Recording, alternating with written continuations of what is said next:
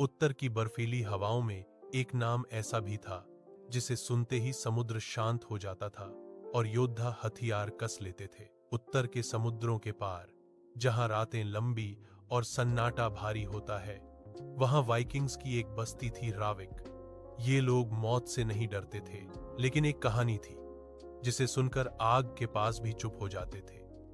वो कहानी थी ज्वाला सर्प की।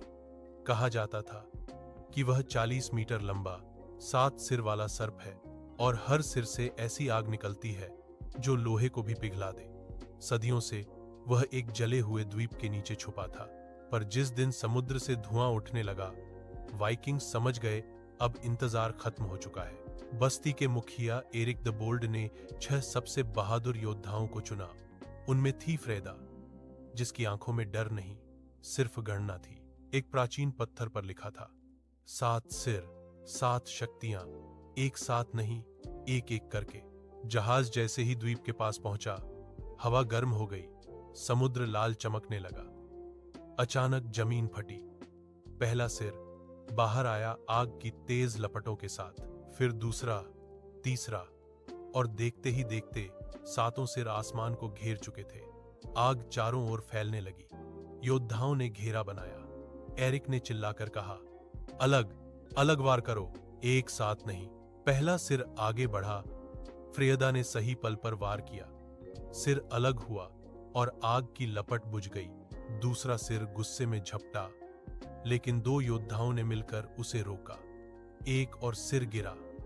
हर सिर कटने के साथ सर्प की ताकत कम होती गई। तीसरा, चौथा, 5वां। आसमान का लाल रंग फीका पड़ने लगा।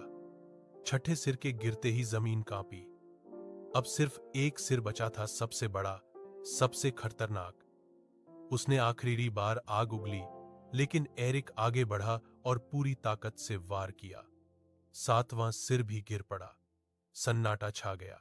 40 मीटर लंबा शरीर धीरे धीरे राख में बदलने लगा। द्वीप ठंडा हो गया, समुद्र शांत। वाइकिंग्स जिंदा लौटे, लेकिन उनकी आंखों में अब गर्व से ज्यादा एक चेतावनी थी।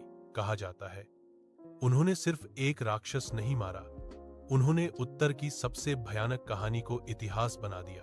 और आज भी अगर उत्तर के समुद्र में आग जैसी चमक दिखे, तो बुजुर्ग कहते हैं, याद रखना, कुछ कहानियां मरती नहीं, बस शांत हो जाती हैं। चैनल को सब्सक्राइब करें, वीडियो को लाइक करें।